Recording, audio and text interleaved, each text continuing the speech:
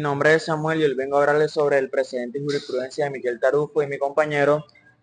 Andrés Bornacelli y yo vengo a hablar sobre el precedente judicial en Colombia frente a la teoría expuesta por Michel Tarufo. Primero, ¿qué es precedente para Tarufo? Para él es una decisión concreta cuya ratio, la regla jurídica efectiva que es aplicada en el caso, es susceptible de universalizarse y por lo tanto de servir de criterio en casos futuros. Segundo, ¿qué es la jurisprudencia? No es lo mismo jurisprudencia, suele ser un conjunto de sentencias sobre la misma cuestión. En Italia, por ejemplo, se compone de máximas y colecciones que funcionan como una especie de mini codificación judicial. Esta acumulación masiva puede ocultar la regla general y obviar los casos del caso. Tercero, la ratio decidente. Es la razón legal que fundamenta la decisión versus obiter dictam, comentarios o argumentos que no funcionan de fundamento jurídico. Tarufo enfatiza que confundir estos dos términos es peligroso. Muchas máximas contienen obiter dictam que luego se citan indebidamente como precedente. En common law, el precedente tiene tradición y fuerza estructurada. En civil law, la jurisprudencia también manda, pero de forma distinta. Muchas sentencias, máximas y recolecciones que no siempre incluyen los hechos. Tarufo muestra que la distinción clásica, precedente, common law versus ley escrita, civil law, ya no es describe la realidad, sino ambos sistemas usan una mezcla de leyes precedentes y reglas interpretativas. ¿Cómo funciona la fuerza y la dirección del precedente? Tarufo recomienda pensar en términos de fuerza del precedente, grado de influencia, en cambio, no en términos absolutos, vinculante versus persuasivo. Esa fuerza depende de la autoridad de quien la dicta y la decisión de la dirección. Michel Tarufo analiza que los precedentes funcionan en los sistemas modernos y sobre todo porque en Italia hay un serio problema de caos jurisprudencial. Al final del video sabrá las diferencias clave y por qué importa la distinción y qué se propone como solución.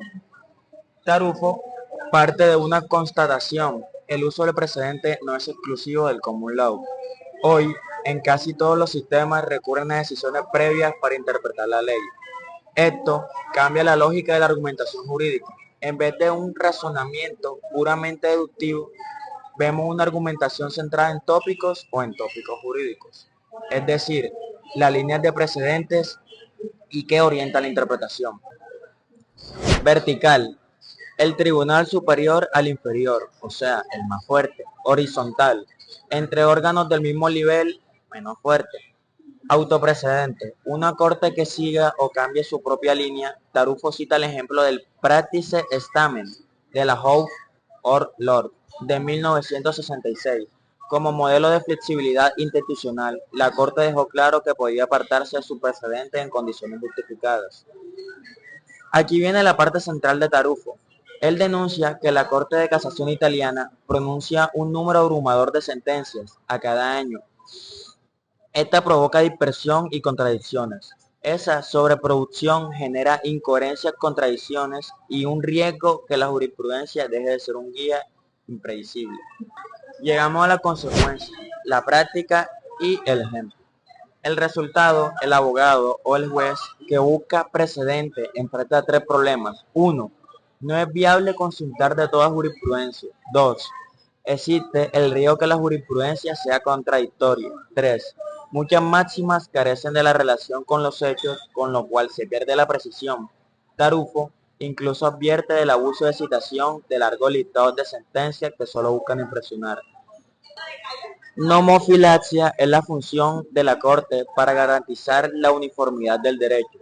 Tarufo recuerda a Calamandrei del siglo XX y comenta la reforma procesal italiana que intenta reforzar la función nomofilactica, declarando la posibilidad de la Corte pronunciar los principios del derecho. Pero advierte, la reforma corre riesgo de producir más principios analíticos sin verdadera universalidad, si no se acompaña de mecanismos de filtro y reducción del número de decisiones. En suma, la nomoflaxia sí, pero con criterios de selección y filtros. En conclusión, Tarufo, los precedentes pueden ser potentes instrumentos de racionalidad y predictibilidad, pero solo si se emplean como precedentes en sentido propio.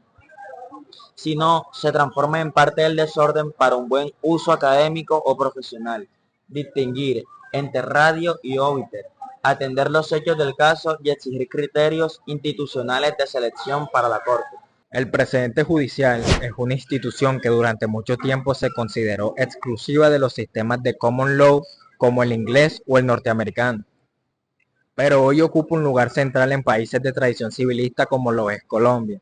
Esta situación ha generado intensos debates sobre su naturaleza, su obligatoriedad y sus alcances. Michel Tarufo, uno de los procesalistas más influyentes de las últimas décadas, analizó el precedente y ofreció una visión que cuestiona algunos lugares comunes en el derecho continental. El artículo de Luis Alfonso Botero y Luis Javier Guevara retoma esta teoría y la confronta con la experiencia colombiana, mostrando cómo nuestro país ha construido un modelo propio de precedente muy cercano a lo que Tarufo describe como una regla vinculante con posibilidad de excepción.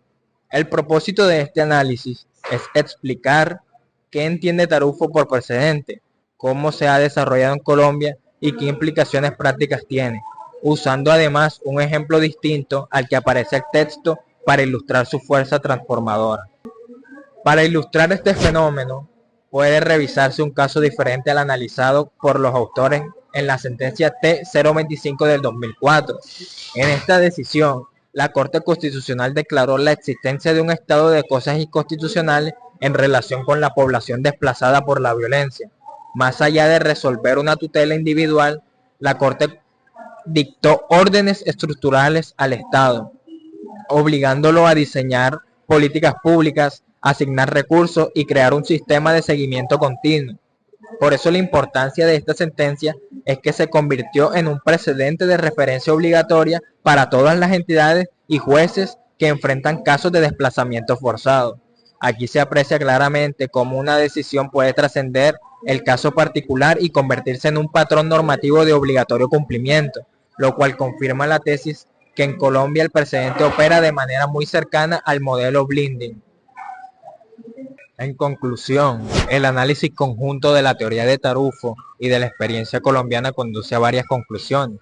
En primer lugar, resulta indispensable distinguir con precisión qué es un verdadero precedente y qué son mecanismos de uniformidad jurisprudencial, porque de lo contrario se corre el riesgo de usar conceptos de manera confusa. En segundo lugar, Colombia ha avanzado hacia la consolidación de un sistema donde el precedente es vinculante, aunque permite excepciones razonadas, lo que equilibra estabilidad y flexibilidad. En tercer lugar, casos como la sentencia T-025 de 2004 demuestran que el precedente no es una abstracción teórica, sino una herramienta concreta para garantizar derechos y obligar al Estado a actuar. Finalmente, queda abierta la reflexión crítica. Si bien el precedente fortalece la seguridad jurídica y la igualdad, también plantea retos en torno a la autonomía judicial, el riesgo de aplicar reglas de manera mecánica y la necesidad que los jueces argumenten con rigor cuando se deciden apartarse de él. Con esto demuestra que el precedente judicial no es un simple trasplante del common law, sino un fenómeno vivo que en Colombia tiene un papel central en la protección de derechos y en la construcción de un orden jurídico coherente. En este análisis hemos incluido temas como la definición del precedente judicial y diferencia con la jurisprudencia, algunos conceptos claves como son el ratio decidendi, el obiter dicta y el decisum, la teoría de Michel Tarufo, la creación del precedente por el segundo juez, la evolución del precedente en Colombia después de la Constitución de 1991, posición del artículo, Colombia y su modelo, y también incluimos un ejemplo práctico que es la sentencia T-025 del 2004, que esta pues nos habla del desplazamiento forzado, y por último las reflexiones críticas, ventajas y riesgos del precedente.